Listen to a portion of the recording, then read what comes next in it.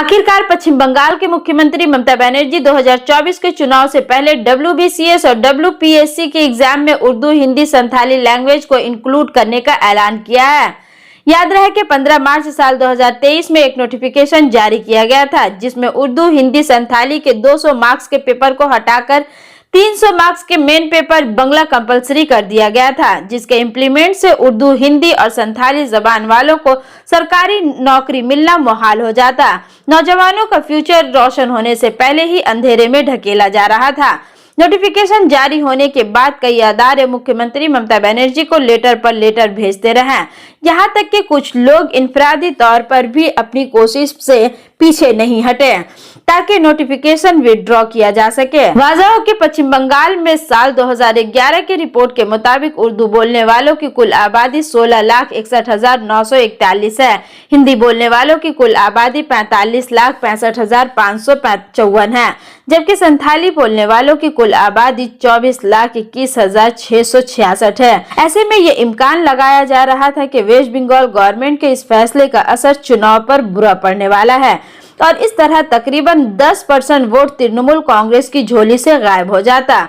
यही वजह है कि पश्चिम बंगाल की मुख्यमंत्री ममता बनर्जी वक्त रहते इन तमाम 10% वोट को अपनी मुट्ठी में लेने की कोशिश की। पश्चिम बंगाल के मुख्यमंत्री ममता बनर्जी के इस अनाउंसमेंट पर कई सवालात खड़े हो रहे हैं। अब तक इस बात की वजाहत नहीं हो पाई है कि 300 पेपर जो बंगला कंपलसरी किया गया था उस नोटिफिकेशन को विड्रॉ किया गया है या नहीं।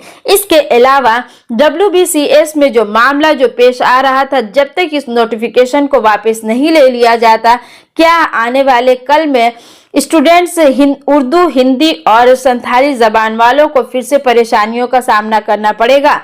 ऐसे बेशुमार सवालात खड़े हो रहे हैं। एक तरफ जहां पश्चिम बंगाल के मुख्यमंत्री ममता बनर्जी के इस अनाउंसमेंट को लोग सराहते नजर आ रहे हैं, मुबारकबाद पर मुबारकबाद पेश की जा रही है, वहीं दूसरी जानिब सोशल मीडिया पर सवाल के बौछार भी खड़े हो गए हैं। लोगों का कहना है कि 300 पेपर के बंगला कंपलसरी का जो अनाउंसमेंट था, अब तक उस बात की वजाहत नहीं हो पाई है, क्योंकि ये एक सरकारी ऐलान था। सरकारी ऐलान के बाद अब तक कोई नोटिफिकेशन जारी नहीं किया गया है। लोगों को नोटिफिकेशन का इंतजार है।